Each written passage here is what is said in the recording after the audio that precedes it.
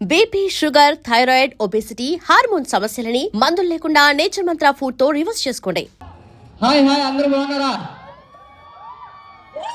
Yeah first of all hi అన్న. అన్న thank you అన్న. అమ్మ ఇది ఉందా అలాగే?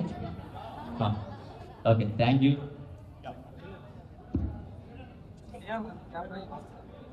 థ్యాంక్ యూ సో మచ్ అన్న.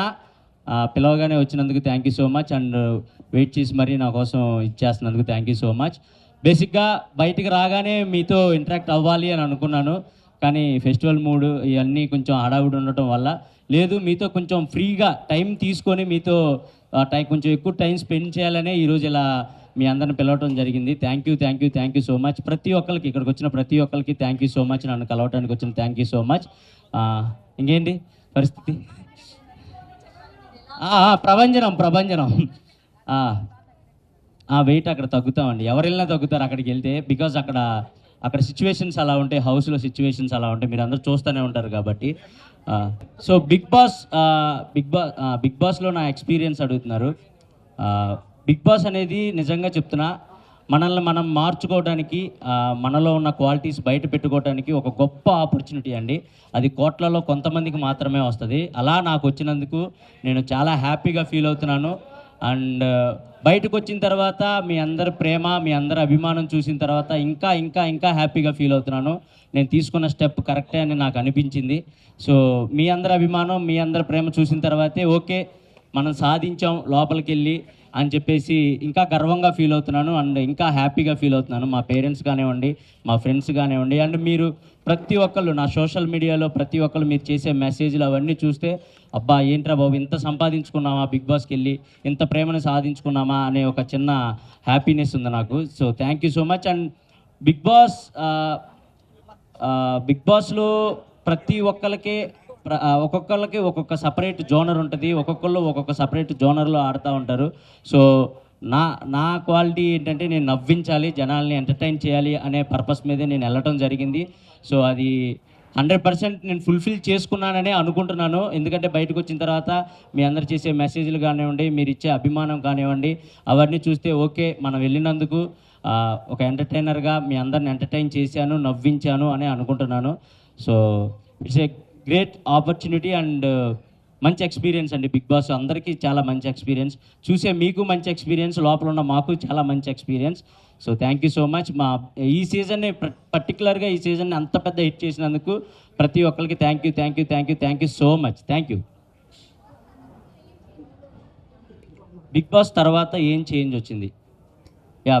బిగ్ బాస్లో అంటే మనం చాలామంది అనుకుంటారు బిగ్ బాస్లో వీళ్ళు యాక్టింగ్ చేస్తున్నారు అలా 105 రోజులు యాక్టింగ్ చేయడం ఎవరి వల్ల కాదండి. ఎందుకంటే అక్కడ సిచ్యువేషన్స్ కూడా అలాగే ఉండే. వీడు యాక్టింగ్ చేస్తున్నాడు అని తెలిస్తే బిగ్ బాస్ వాడికి వేరే పరీక్ష కూడా పెడతాడు. సో అట్లా మనం ఏంటి, మన ఒరిజినాలిటీ ఏంటి, మన క్యారెక్టర్ ఏంటి అని జనాలకి తెలిసేలా చేసేదే బిగ్ బాస్. సో నా ఒరిజినాలిటీ జనాలకు నచ్చుతుందా లేదా, నేను ఇంత ఇలా సాఫ్ట్గా ఉంటాను, మనం ఎవరిని అంటే బాధపడేలాగా మాట్లాడే వ్యక్తిత్వం కాదు నాది. సో ఇలా ఉండటం జనాలకు నచ్చుతుందా లేదా, కొంచెం మాసీగా ఉండేవాళ్ళు కూడా నచ్చుతూ ఉంటారు బిగ్ బాస్లో. కొంచెం చిల్ మూడ్ మాసీగా ఉండేవాళ్ళు నచ్చుతారు. ఇలా ఉండేవాళ్ళు ఇదేంటి కొంచెం సైలెంట్గా ఉంటున్నాడు అని కూడా నచ్చకపోవచ్చు. సో నా క్యారెక్టర్ నచ్చుతుందా లేదా అనుకుంటానే నేను హౌస్లోకి వెళ్ళాను. బట్ బయటకు వచ్చిన తర్వాత లేదు, మీరు చాలా బాగా ఆడారు, చాలా మంచిగా ప్లే చేశారు అండ్ అందరితో బాండ్స్ మంచిగా ఇది చేసుకున్నారు అని చెప్తే చాలా హ్యాపీ అనిపించింది. సో అంతే. సో బిగ్ బాస్ లో మీరు లోపల ఉన్నప్పుడు నేను మీ ఊరు వెళ్ళాను, అక్కడ ఉన్న వాళ్ళందరినీ కలిశాను. వాళ్ళందరూ చాలా మంది సపోర్ట్ ఉన్నారు, మీకు బయట చాలా క్రౌడ్ పుల్లింగ్ ఉంది. బట్ అవి ఓట్లు పడలేదు అనుకుంటున్నారా? ఎందుకు మీరు ఎలిమినేట్ అయ్యే విషయం నుంచి?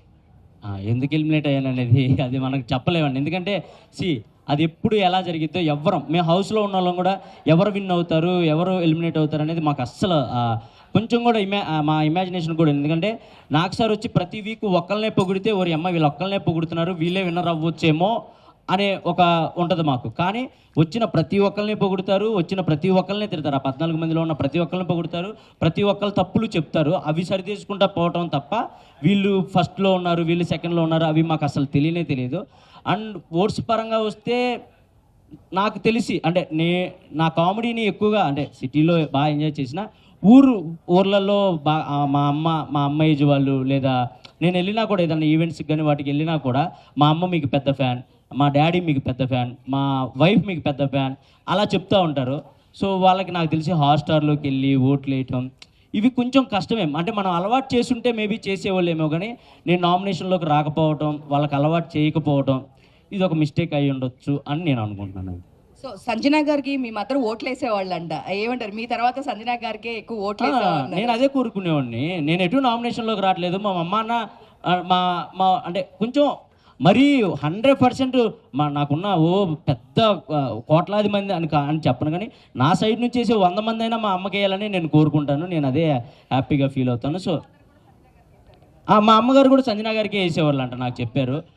ఎందుకంటే నువ్వు లేనప్పుడు మాకు కన్ఫామ్గా సంజనా గారే హౌస్లో ఉండాలి అని అనుకునేవాడిని అని చెప్పేసి మా అమ్మ, మా నాన్న అందరూ, మా ఫ్రెండ్ సర్కిల్ మొత్తం మేము సంజనా గారికే సపోర్ట్ చేసామని చెప్పారు. నాకు అది చాలా హ్యాపీ అనిపించింది. బికాస్ నేను కూడా టాప్ 5 నేను వెళ్ళినా ఆమె యాజ్ కాంపిటేటర్గా చూసినా కూడా ఆమె నాతో పాటు నా పక్కనే ఉండాలి టాప్ 5 వరకు అని చేపట్టుకొని ఇద్దరం జర్నీ చేసాం. ఈ బిగ్ బాస్ జర్నీ మొత్తం ఎక్కడ ఇంత మిస్అండర్స్టాండింగ్స్ కూడా రాకుండా, ఒకవేళ వచ్చినా వాటిని నైట్కి నైట్ సార్ట్అవుట్ చేసుకొని అలా కాదు బిడ్డ, ఇలా కాదు బిడ్డ అలా అని నన్ను చెప్పి నిజంగా నేను అంటే ఆమె నన్ను కన్నా కూడా అంత మెచ్యూరిటీగా ఆలోచించేవాళ్ళు కాదు నాకు తెలియదు, కానీ ఒక సొంత కొడుకులా చూసుకున్నారు.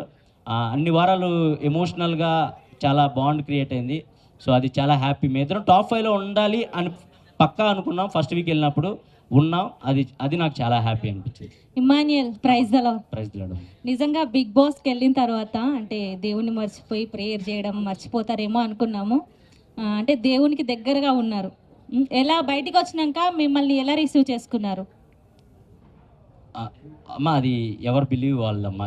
ఇప్పుడు నేను బిలీవ్ చేసే గాడిని నేను ప్రేయర్ చేస్తాను, అండ్ సంజనా గారు బిలీవ్ చేసే గాడిని సంజనా గారు, అక్కడ ప్రతి ఒక్కళ్ళు ప్రేయర్స్ చేస్తూనే ఉంటారు. బికాస్ అంటే ఇప్పుడు నేను జీసస్ని నమ్ముకోవచ్చు, అండ్ సంజనా గారు వేరే దేవుని నమ్ముకోవచ్చు, అండ్ తనుజ వేరే సాయిబాబా. క్రిస్మస్ సెలబ్రేషన్స్ ఎలా జరిగాయి?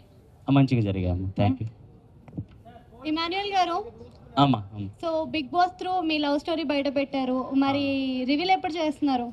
రివీల్ ఇంకా పెళ్లి తర్వాత రివీల్ చేద్దాం. అంటే కప్ తోటి బయటికి రావాలని కోరుకున్నారు కదా, మరి తన రియాక్షన్ ఎలా ఉంది బయటకు వచ్చిన తర్వాత? లేదు, తను చాలా హ్యాపీ ఫీల్ అయింది. బికాజ్ నేను అంత బాగా ఆడతాను, ఫిజికల్ గేమ్స్ అంత బాగా ఆడతానని తను ఎక్స్పెక్ట్ చేయలేదంట. సో నువ్వు ఎంత బాగా ఆడతావు, ప్రతి గేమ్ ఇలా విన్ అవుతావు, నేను ఎక్స్పెక్ట్ చేయలేదు, నాకు అక్కడే మీరు నెగ్గేశారు అని చెప్పేసి చెప్పింది. అది నాకు చాలా హ్యాపీ అనిపించింది.